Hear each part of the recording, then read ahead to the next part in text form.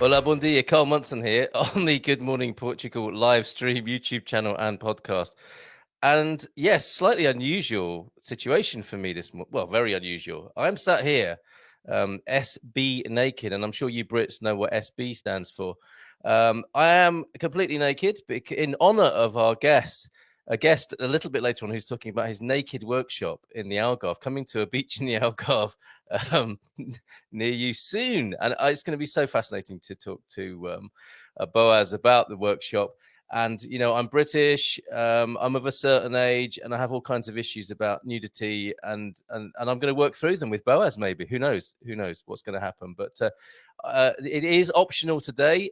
If you want to experience the vulnerability and personal development potential of being naked with me, but, you know, obviously socially distanced as we are and virtually here, feel free, go for it. You know, I think we've got an experienced facilitator coming to join us in a while who can help us. And what I'm doing, you know, do you remember Chris Paradox, also known as Chris Patterson, who joined us talking about 1 trillion trees a couple of weeks ago? Here he is.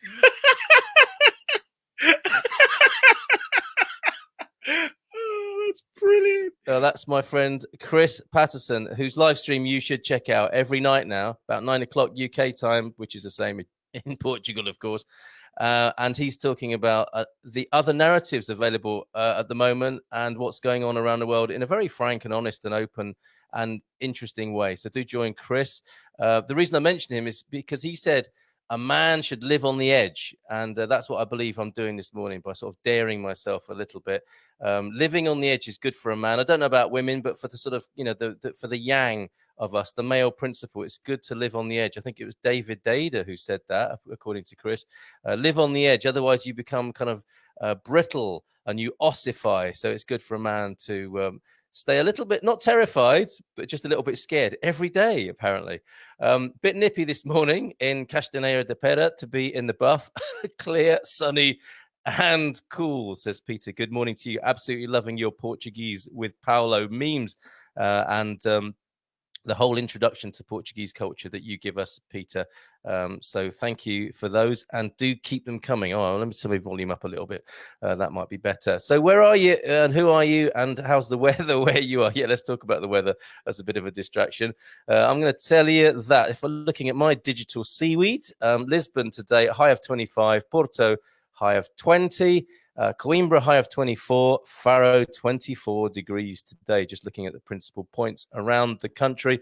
But just scanning across my weather intelligence here, I can tell you that it's kind of overcast, cloudy, cool around the country, but still some very, very comfortable temperatures. And I think we're looking at better weather towards the end of the week. Yes, universally, it would seem Friday is going to be a sunny day going into the weekend. Some high winds in Guarda, Porto Alegre. So the north of the country, I think, is going to experience maybe a bit more stormy weather. And there hasn't been much reporting of the storms, but I believe it's been really quite devastating in parts of Portugal. So let me know if you know any more about that. And as I was saying to Boaz, who's waiting in the green room, the virtual green room this morning. We do the gloom and doom stuff at the beginning, but I will do my best to report it in an upbeat way with the occasional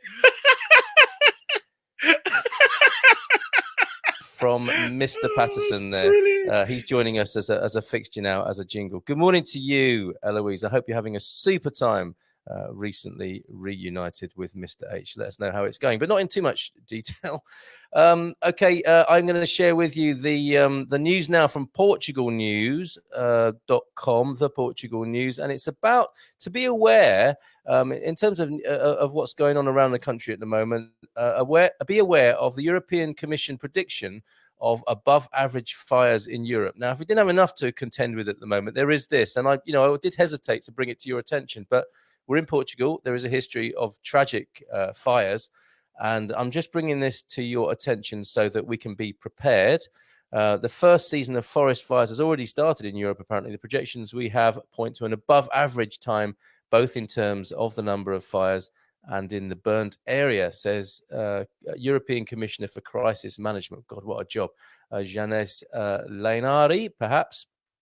And I'll just tell you that the situation in many ways is sort of well prepared in Portugal, as prepared as it can be. In Portugal, the forest firefighting device was reinforced again Monday, 1st of June, with more than 9,500 operation on the ground, 60 air assets planned, 7 light helicopters are still missing. What? Oh, awaiting the Court of Auditors visa. I don't suppose they're missing. They're just sort of waiting to join the team officially. I hope they're not missing. During this period, 9,500 operatives will be on the ground, comprising 2,205 teams and 2,236 vehicles of various agents present in the field, in addition to the 60 aerial means. The means of combat will be reinforced again 1st of July in the most critical phase of fires, being the period that mobilizes the largest device. And this year, 11,825 operational personnel, our beloved Bomberos here, 2,746 teams, 2,654 vehicles, and 60 aerial means will be available from the 1st of July. This means the means are increased this year by 3% compared to 2019. Now, of course, that's good in terms of, the preparedness, but we have to have conversations, I think, as well, because here we are dealing with symptoms, not cures again. Isn't that crazy? Then we have to have those conversations as well, I think. Talk to very wise people like Wendy Howard about this. What she has to say about this and so many other things is fantastic. But there are people who took a lot of sense about how the monocultures of Portugal are not helpful here. Eucalyptus forests, pine forests, not really the best background for keeping away from tragic fires. So let's have those conversations as well, shall we? And obviously that you are obliged, obligatorio, to clear around your house as well, or your homestead, to make the situation easier. Let's talk about snakes in a minute. No, don't make that puerile connection just because I'm naked. But very quickly, it's snake season in Portugal as well. And I want to tell you about that as well, just very briefly before we talk to Boaz, who's chuckling now in the green room. Oh dear, says Alison Sheldrake. How very dare you? I do hope that you've got a coriander leaf down there to cover your modesty. Coriander leaf. I'm thinking rubber plant. But anyway, hola everyone from Alison. Carl needs more than just coriander leaf. Girlfriend, excellent, thank you. That's my wife defending me there.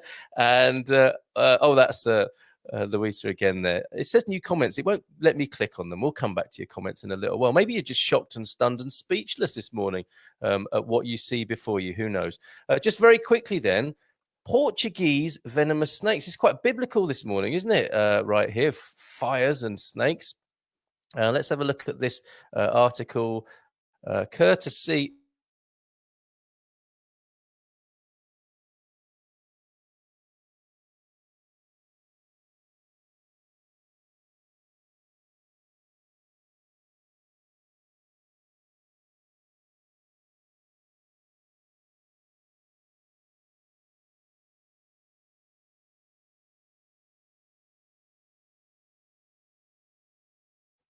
Okay, very funny. Yes, it crashed the show, guys. It actually crashed the show. Trying that. I'm going to try one more time to look at snakes, and let's see if we can do that. Let me see if I could just very tentatively bring you to. Yes, okay, we've done it. We're going to show you safe distance floor mats, whatever they are. That's the advert that's coming up. Isn't it funny? What Google serves you. But we're going to scroll down a little bit and look at Portugal's venomous and poisonous snakes. There's only supposed to be one, really. So that's quite a controversial title for this article, but it's the best one I could find. And it is a couple of years old, but I think this still stands. And I'm not going to read it all to you at this time of day because there is a slightly sort of dark side to it, but I'm going to give you the upside here. Poisonous snakes and spiders in Portugal. Portugal, like many of the warmer climate countries in Europe, has its fair share of venomous snakes, although allegedly there is only one venomous snake in Portugal which is harmful to humans. There are in general 8 different types of snake which call Portugal home. Snakes are quite common throughout Portugal and usually present no threat to man. Most sightings of snakes come from the rural areas where they can be seen basking in the sunshine. And it is a lovely sight. Unfortunately, you see a few flat snakes that have been basking in the sunshine on the tarmac, which then become dried and flattened snakes. sadly. Vacations or holidays to Portugal can be ruined if people do not take extra care when they are walking about in rural areas. Although snakes are mainly shy, they will attack if provoked, agitated, or protecting their young. Like the rest of us, basically. The general population of snakes in many countries have been falling over recent years, mainly due to the onslaught of man's house-building projects destroying the snake's natural habitat. There we go again. The most common snakes that are found in Portugal are, let me just show you that beautiful picture. And then we had one of these near us. Louisa said, "Is that a snake over there?" No, not because I was sunbathing again in the garden. No, but because I thought it was a stick. And there was a snake. And not only was there a snake in our garden on the first floor, it was eating a lizard. So it was quite a sort of reptilian battle going on, which again is another sort of allusion possibly to what's going on in the world right now. All these connections. But yes, they're around us. But like it says, like if you don't mess with them, they're very unlikely to mess with you. And that's the kind of vibe we encourage here on the Good Morning Portugal live stream. The ladder snake, the false smooth snake, the grass snake, the Montpellier snake, the viperine. Oh, that's cool, isn't it? The lataste, the southern smooth snake, and the horseshoe snake. And the only allegedly venomous one is the lataste viper, pictured above, Portugal's only known venomous snake. I suspect it's very rare, from the viper family. And you should know, despite what you've seen in the movies, if a person is bitten by any snake, do not attempt to suck out the poison. It will enter the other person's bloodstream. So do not do that like you've seen in the movies. That would be crazy. Keep calm and get that person to hospital. It's very rarely lethal. It says only 4% of snakebite victims are fatal, but it takes a lot to get to that stage.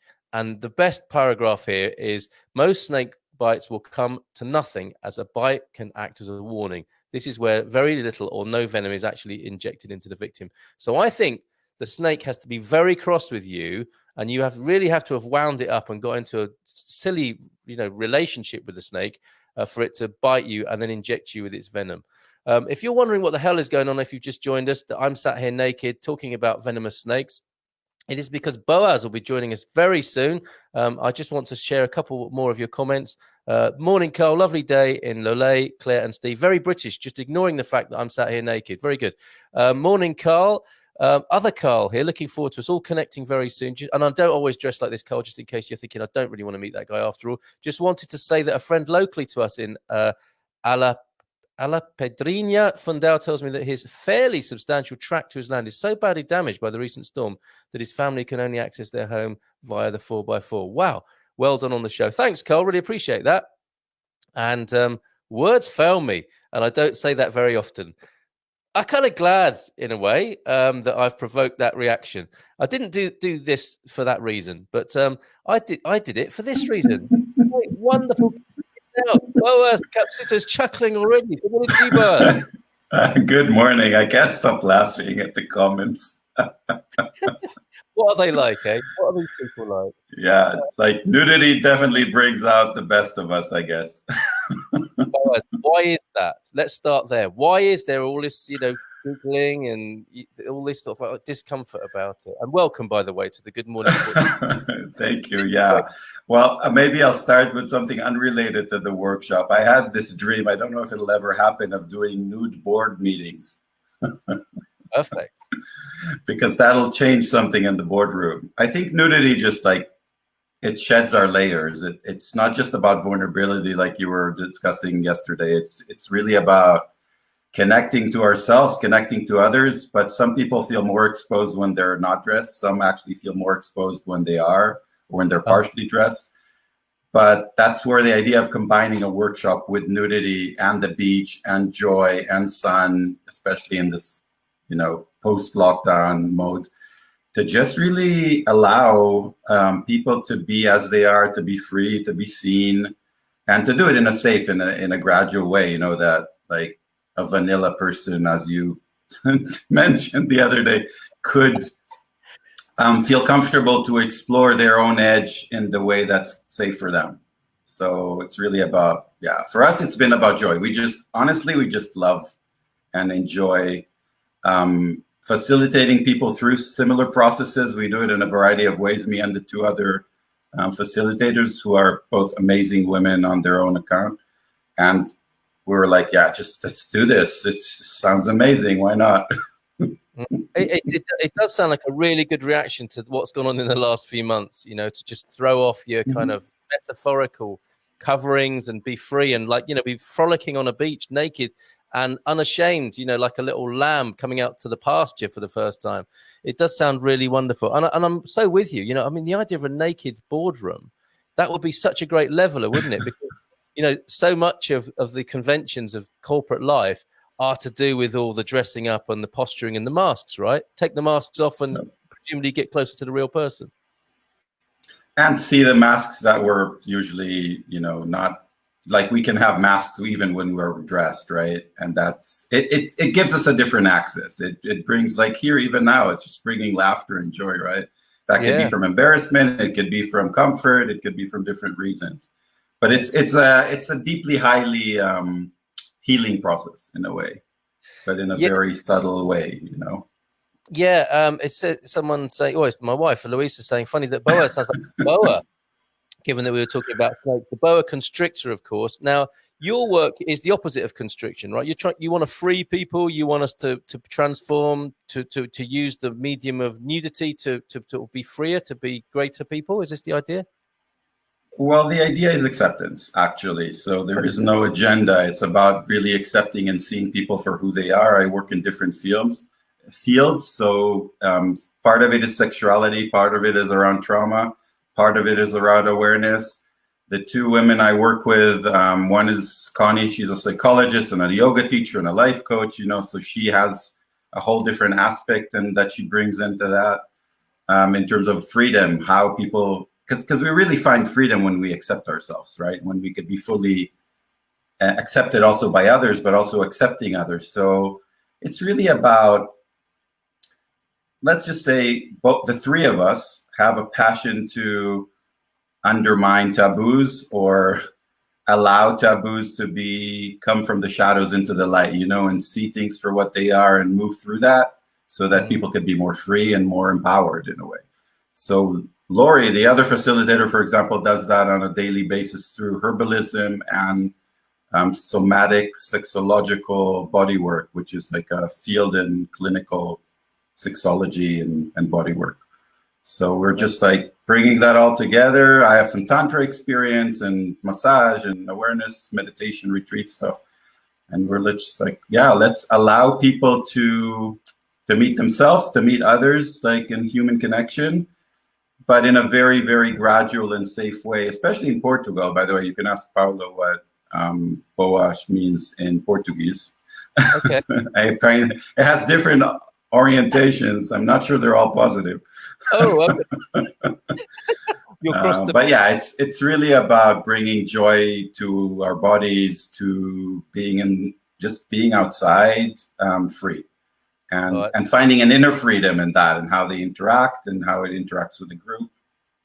Yeah, great. So let's finish with the specifics of the workshop for people who want to find out more, you know, when it's happening, how it's happening, and so on, and reassure people about the, you know, the context of the event. But before we go there, let's look at the world context, because I love what you're saying about, you know, freeing people from trauma, lightening up a bit, self-acceptance. Could you put that into the picture of the world at the moment? What the hell is going on, and how important is it that we do this work of facing our trauma and start accepting ourselves and each other, for goodness sake? Could you put that laughter jingle on again for a minute?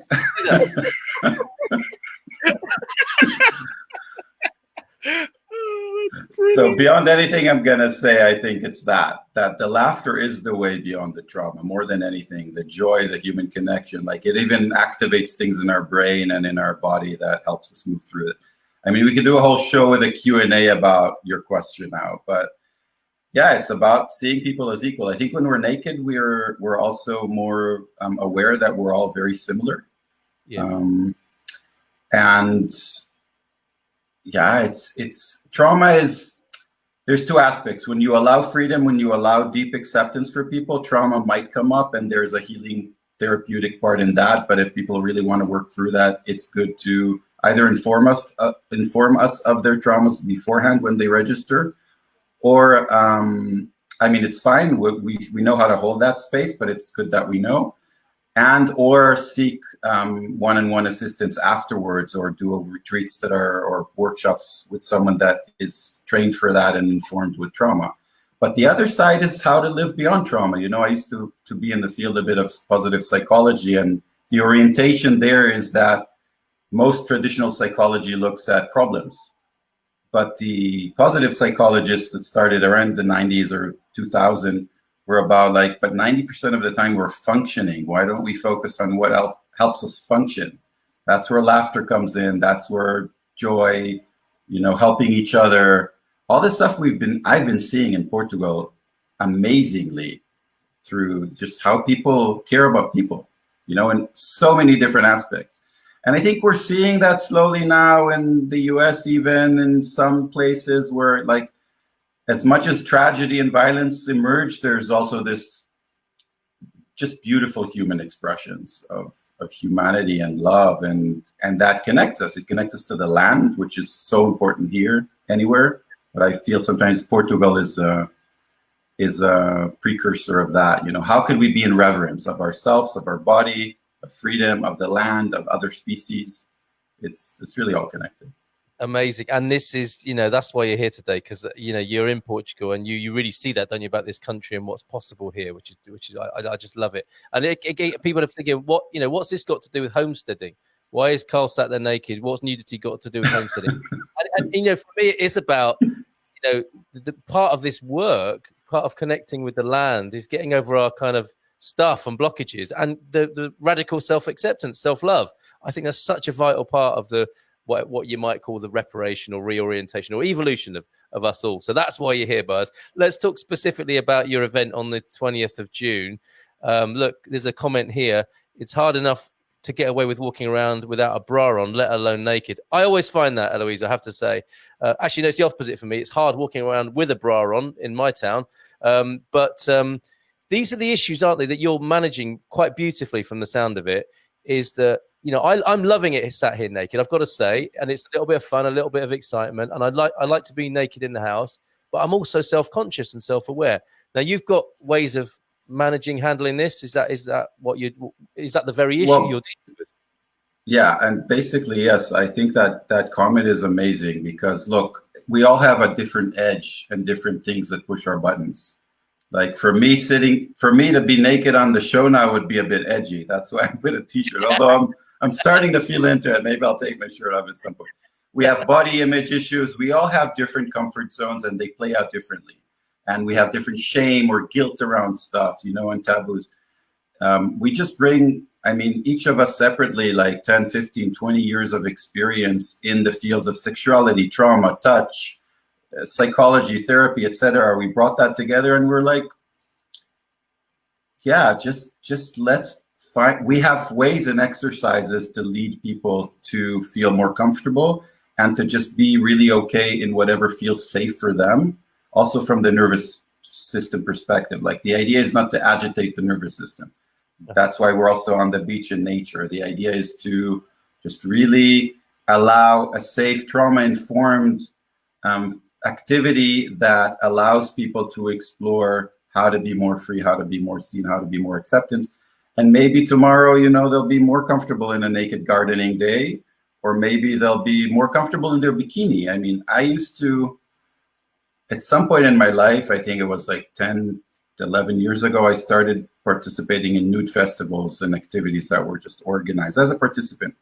But it was a process of shedding layers, of feeling comfortable to go with friends that maybe you've never seen naked before, or never saw you naked. There's so many different nuances and aspects when it comes to just separating between sexuality, nudity, touch, how they're fused and mixed together, how they can be like slowly separated. All those things come up, and yeah, that's why we felt we needed 3 people for a small workshop also to facilitate.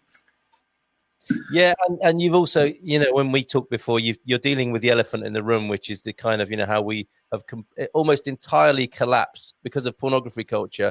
We've entirely collapsed nakedness, nudity with sexuality, haven't we? And it's a difficult area, and you know, you have ways, you said, of weeding out the pervs, and I really like that, because that's really important for people who want to feel comfortable, right? To really get that in the right place. Could you say more about that? Yeah, well, first of all, let's put the word pervs is a tricky one because we all have what we consider perversions, and that's already a taboo. So again, it's a huge topic. I used to work in sexual education as well, and sexual crisis centers for abuse and stuff like that. There is this line between positive sex scenes and shame, or education. And porn, unfortunately, today is mostly an abusive, exploitative field. I recommend deeply. Netflix has been putting amazing stuff around positive sexuality and porn, documentaries, amazing stuff that's out there. I'm happy to recommend anything for people if they ask me. Yeah. So there's a side of sexual education that at least me as a youngster, or maybe you or others in our generation, just didn't have. I don't know what's happening today. I don't have any kids at the moment, but that's one aspect of it. There is a positive sex scene all over the world. Everything from nudity, positive, they call it clothes optional events, to spiritual practices that have to do with sexuality, to just really healing processes that are aware that we need to change the paradigm, and even very feminist versions of porn, but they're still very, very marginalized. And nudity is like almost the easiest mainstream way to just move through that shame and move into more acceptance. And if we can do that on a beach together, then that's amazing, and it's just really nuances. Did I answer everything, or you had another question there? I think. Oh, absolutely right. Sorry, my questions do get complicated. Well, I'll just add, there's something about the sexuality. Like for most of us, sexuality and nudity are almost synonymous. Like we don't know how to separate them. Yeah. And that gets us, like when I first went to nude festivals, I can share, it was in a big city. I was living in a lot of party life. And actually the nude festivals helped me just have normal conversations with people and see them as humans rather than dating targets sometimes. So there's also that aspect for both women who sometimes receive that energy, or maybe men who are asking for it. But we all genders have all expressions of that, predatory, victim, and we want to break through that. We want to really transform into beyond the fear, because it's all fear driven, and that maybe connects us to COVID. We need to live in a post-COVID area where fear is not driving our decisions, whether it's to vote or to go to the beach or to say something to our partner. We want to be free. How wonderful. That's such a good conclusion for us this morning, Boaz. Just maybe the logistics of the workshop, we can see there you're saying it's called the workshop, 20th of June this month. How do people register? How do people find out more? Well, it's all on the event on Facebook. It's called The Naked Workshop. How do you want to be seen? You can find it on Facebook. It's going to be in the southwest corner of Portugal. So we disclose the exact location for people who register. All the information is there. You can send us a message. There's email information. It's going to be somewhere between Lagos and Algesur, the beach. Just Google it on Facebook, or maybe you could put something on your Facebook place for people to find, or they can reach out to us and ask. And also, if you're a man and you want to ask a man, or if you're a woman, you prefer talking to a woman, like we're a team, we're super flexible. Perfect. Really helping anyone. And laughing about it as much as we can. Yes, let's have another one of those.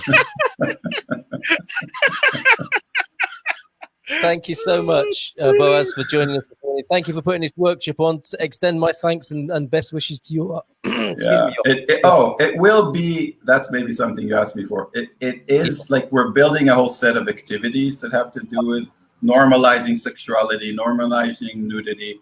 And we eventually, the more advanced ones, will be only for people who already did something else with us.